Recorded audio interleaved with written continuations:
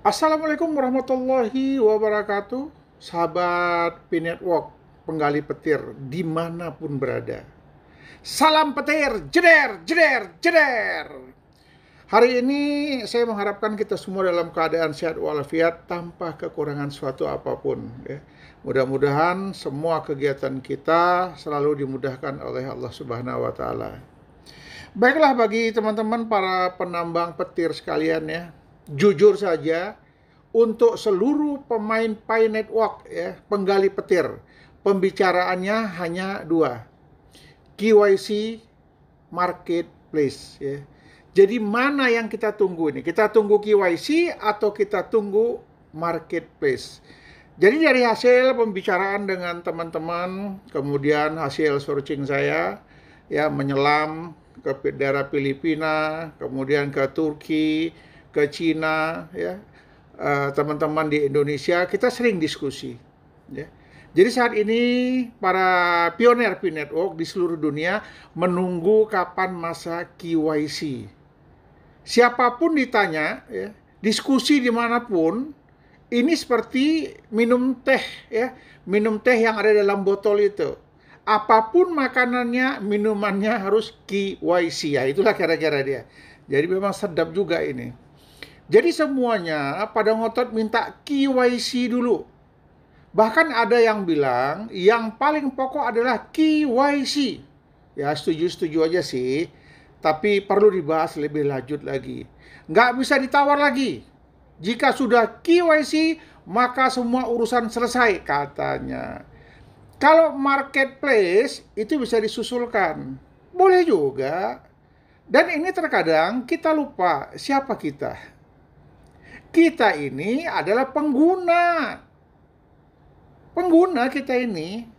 Sedangkan pemiliknya tetap core team. Kita tidak bisa desak mereka. Akan tetapi, kita bisa mempengaruhi core team. Kapan harus KYC? Mereka lebih tahu. Kalau menurut saya, sebaiknya kita ramaikan aja marketplace dulu. Ini akan bisa menambah semangat kita lagi dalam penambangan koin. Dan kita juga bisa mempengaruhi harga pasar. Semakin banyak teman-teman membuka market, disinilah kita akan bermain harga. Berapa koin kita itu harganya? Tunggu apa lagi? Segera rancang dari sekarang.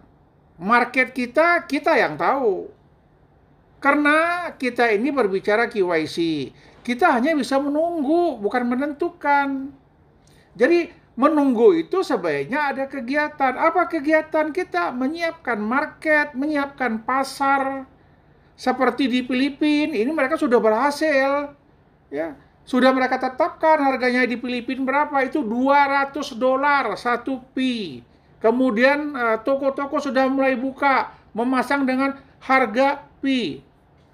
Kebanyakan para pionir yang ada, mereka memilih pandangan masing-masing. Kemudian tingkat emosi yang berbeda-beda. Bagi mereka yang memiliki banyak tambangan koin, ya, maka dalam pikiran mereka, jika saya jual semua koin saya, maka saya akan dapat sekian, sekian, sekian, sekian. Wah, saya bisa menjadi sultan. Tapi bagi pionir yang cerdas, ya, kalau macam saya simpan 90%. Hanya 10% yang saya siapkan untuk ditukarkan atau dibelanjakan. Pada saat harga tinggi, baru koin saya lepas. Jadi kalau di awal-awal dilepas semua, ya kita tidak akan bisa menikmati pada saat nanti koin P kita harganya tinggi. Kemudian kalau semua melepas, harga koin P jatuh. Jadi bagaimana caranya?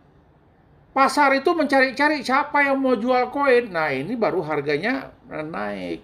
Saya yakin dan percaya pada saat diluncurkan nanti, ini para pemodal-pemodal besar, dia borong pi yang ada pada pionir ini. Pionir pun begitu katanya laku, dia jual semua.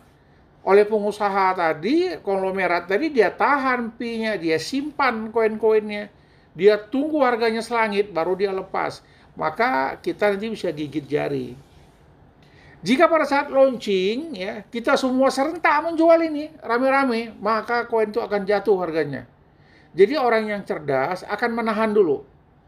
Kenapa? Dan ini memang yang disarankan core team. harus ada penyimpanan koin. Tak lain adalah untuk mengendalikan harga. Ya, dalam hal ini Kortim sangat menghargai pioner. Karena tanpa adanya pioner, maka P-Network ini nggak ada apa-apanya. Dan sepanjang yang saya ketahui, Kortim akan memberikan yang terbaik bagi pionernya. Maka oleh itu, Kortim dibuka forum diskusi untuk mendapatkan masukan-masukan. Begitu juga dengan adanya testnet. Karena Kortim juga ingin tahu, ya ingin mendapat masukan-masukan dari hasil testnet. Apa sebenarnya yang terjadi di lapangan. Tapi teman-teman ya, sebagian besar dia lupa tidak mendownload ya P-Browser. Semua kata kunci, semua pergerakan, semua kebijakan tuh adanya di P-Browser. Jadi bayangkan ada 30 juta lebih ya para pioner yang bermain ini. Masa cuma 5 jutaan orang yang download P-Browser? Berarti banyak yang nggak paham, banyak yang nggak tahu. Makanya KYC ditunda, diundurkan dulu, dicari kapan waktu yang tepat untuk dilepas. Tapi mudah-mudahan ya di 2022 ini, mungkin pada HUD-nya P-Network nanti, di bulan Maret, ini banyak kejutan-kejutan ya. Nah jadi biar diketahui ya, ini semuanya social community system yang dipengaruhi oleh pioner. Pioner dapat mempengaruhi sistem yang ada di P-Network ini. Ini tingkatnya dunia loh, kita bukan Indonesia aja, bukan kita aja. Mau dari Turki, dari Afrika, dari Saudi, dari Cina, dari Jepang, dari India.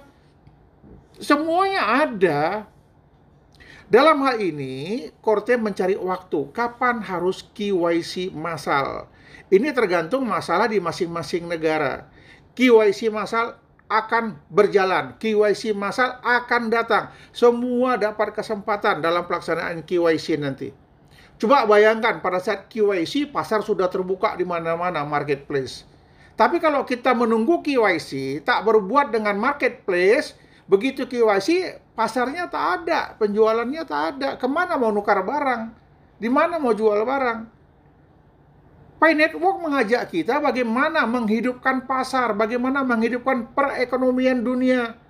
Itulah tujuan daripada Kortim, rombongan si Nicholas Kolkalis tadi.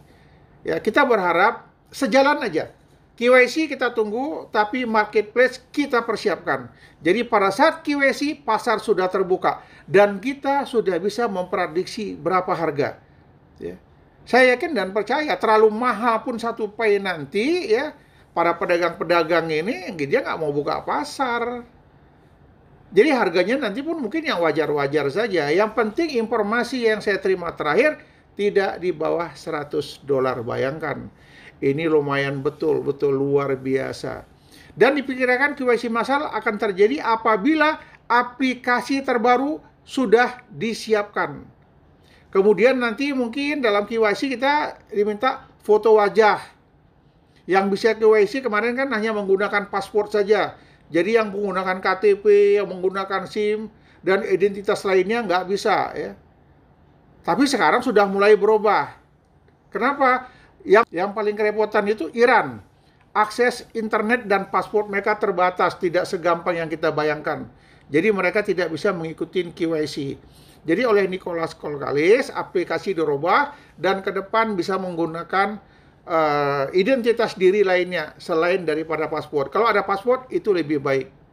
Dan masalah pioner ada juga yang anak-anak ya. Jadi kalau anak-anak ini data apa yang harus mereka gunakan? Foto selfie anak-anak yang didampingin orang tua atau gimana? Karena yang ikut ini P-Network ini anak-anak juga banyak, terutama di Cina.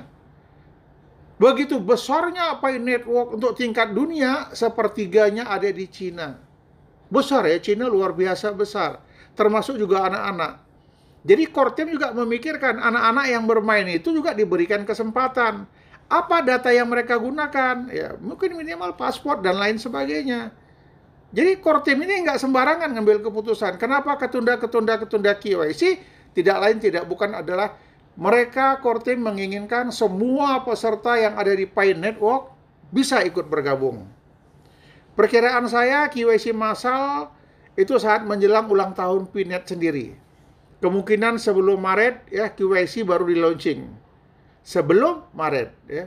Penentuan harga untuk transaksi Jadi setelah KYC baru nanti Pinet dioperasikan gitu. Ya kita intip aja lah nanti pas saat bulan-bulan Maret nanti. Jadi para pioner, ikutilah petunjuk Kortim. Download segera P-Browser. Ini adalah hal penting karena P-Browser ini ya adalah jantungnya dari P-Network.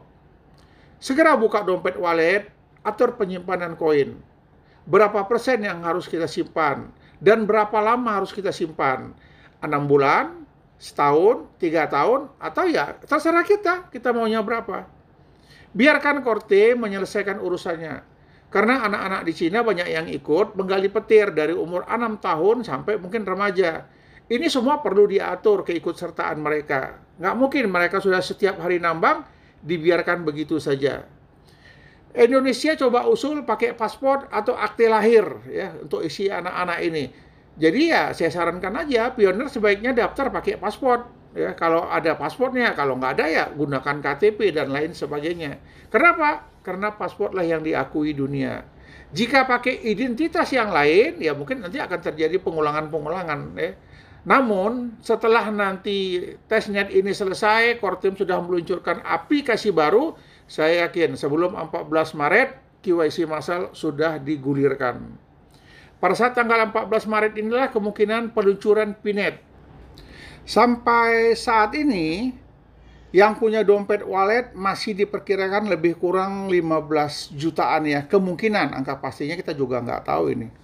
28 Juni masih memastikan marketplace ya. Jika marketplace belum terbentuk, maka bisa saja terjadi penundaan lagi dalam masalah KYC.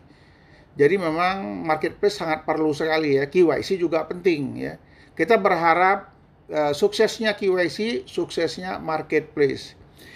Pioner di Indonesia sudah mendekati lebih kurang 1 juta ada ya, lebih kurang 1 juta. Yang aktif itu yang real paling sekitar 800 ribuan orang gitu. 800 ribuan pioner. Karena banyak yang hanya ikut-ikutan saja dan tidak serius. Untuk konsensus harga ini, Kortim akan mengkaji lebih dalam lagi. Negara mana yang paling aktif, yang paling solid. Prediksi sementara antara $200 ke $300. Dan angka keramat ada di $314. Apalagi ada suara dari Elon Musk ya. Maka harga Pi nanti akan bisa meroket. Dan akan terjadi borong-memborong Pi secara besar-besaran. Maka dalam hitungan detik ataupun menit terjadi ledakan harga yang tak terkendali. Bisa saja mencapai sampai $1.000. Ini akan cepat sekali pergerakannya. Jadi mungkin dengan adanya informasi yang saya berikan ini, para teman-teman, para pioner, penggali petir, bisa memperkirakan mana yang paling penting. KYC dulu atau marketplace dulu. Atau mungkin bersamaan. Ya, KYC massal dilaksanakan, marketplace sudah tersedia. Inilah mungkin sekilas info yang dapat saya berikan kepada teman-teman dimanapun berada. Kita tetap satu keluarga, keluarga besar P-Network. Salam petir, jeder, jeder, jeder. Assalamualaikum warahmatullahi wabarakatuh.